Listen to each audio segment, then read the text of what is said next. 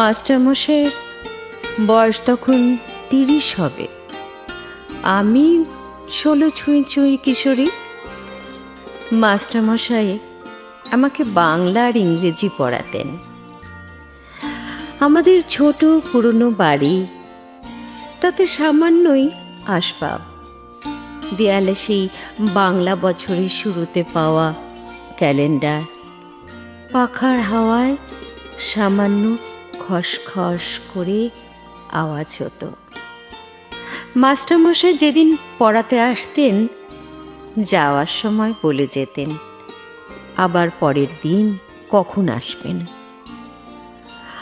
আমি অধীর প্রতীক্ষায় তাকিয়ে থাকতাম, কখনো ক্যালেন্ডারের দিকে, কখনো জানলা দিয়ে মাস্টারমশাইয়ের আসার পথের দিকে।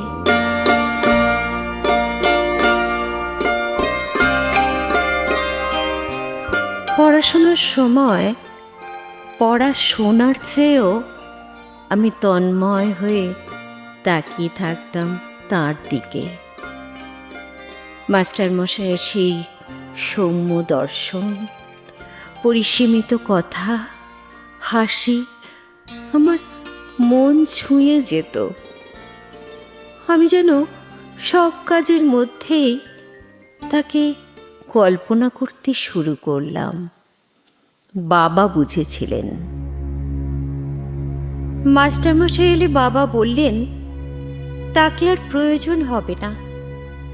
মাস্টারমশাই বুঝলেন। বিদায় নিয়ে তার স্বাভাবিক ভঙ্গিতে চলে যাবার পর আমি বুঝলাম আমি তাকে ছাড়া থাকতে পারবো না। সেদিন তার বিদায় নেওয়া আমার মনকে ব্যথায় ভরিয়ে দিল। সবই যেন অর্থহীন মনে হতে লাগলো। অদ্ভুত এক শূন্যতা আমায় ঘিরে ধরল। রাতে বিছানায় শুয়ে শুয়ে দেখতে চাইলাম তার বেদনা জড়ানো মুখের মেঘচ্ছবি। হয়তো বাস্তব না, কিন্তু কল্পনা যে আরো তীব্র সত্য, বিশ্বাস করতে শুরু করেছি একা একা।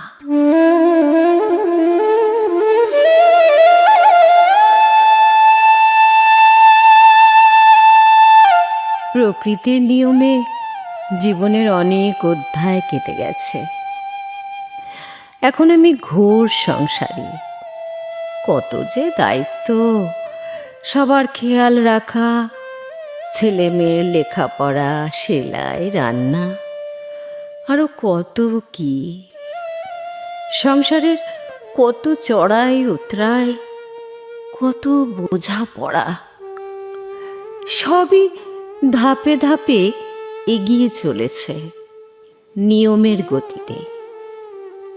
তবুও নিরিবিলিতে মনে পড়ে সেই কৈশোর, মা বাবা, সেই ঘর, সেই বাংলা ক্যালেন্ডার, সেই রাস্তা, তার বেদনা জড়ানো মুখচ্ছবি, আর সেই উপহার।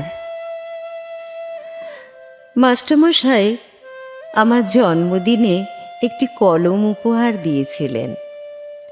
সেই কলম আমি আজও সযত্নে রেখেছি আমার দেরাজে পাট করা শাড়ির ভাঁজে। সব বেদনার কি অর্থ থাকে?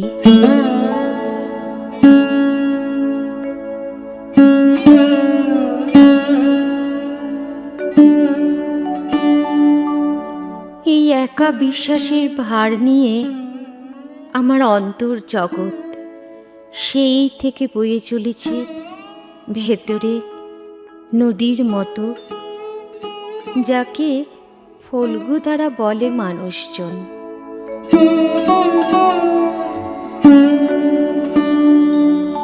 প্রতিবারের মতো এবারও কালি শুকিয়ে যাওয়া বিবর্ণ কলমটা আমাকে জানান দিল, আজ আমি 60-এ পা রাখলাম।